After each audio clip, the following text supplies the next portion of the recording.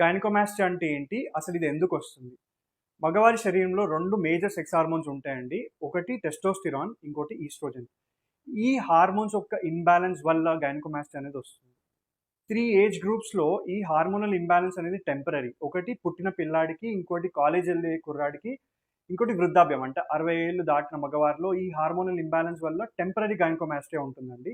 But మిగతా పేషెంట్స్‌కి ఎవరికైతే లాంగ్ టర్మ్ ఈ హార్మోనల్ ఫ్లక్చుయేషన్స్ ఉంటాయో, వాళ్ళకి ఈ రొమ్ము గ్రంథి అనేది పెరగడం జరుగుతుంది.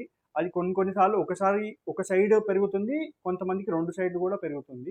దీన్ని మనం గైనకోమాస్టియా అంటాం. గైనకోమాస్టియా అనేది 2 రకాలండి. ఒకటి ట్రూ గైనకోమాస్టియా, ఇంకోటి సూడో గైనకోమాస్టియా. ఈ ట్రూ గైనకోమాస్టియాలో ఏంటంటే, ఈ రొమ్ము గ్రంథి అనేది పెరిగుంటుంది. సూడో గైనకోమాస్టియాలో ఓన్లీ ఫ్యాట్ అక్యుములేట్ అయ్యి ఉంటుందండి. ఈ గైనకోమాస్టియా రావడానికి చాలా కారణాలున్నాయండి. ఒకటి మనం తినే ఆహారపు అలవాట్లు. ఈ జంక్ ఫుడ్ తినడం వల్ల హార్మోనల్ ఇంబాలెన్స్ చూస్తున్నాము. రెండవది ఈ ఊబకాయం అంటే శరీరంలో చాలా కొవ్వు పేర్కొనడము. ఆ కొవ్వు నుంచి ఈస్ట్రోజన్ ఉత్పత్తవుతుంది. దానివల్ల గూడా ఈ గైనకోమాస్టియా వస్తుంది. మూడవది ఈ వంశపారంపర్యంగా అంటే జెనెటికలీ కొంతమందికి గైనకోమాస్టియా ఉంటుంది.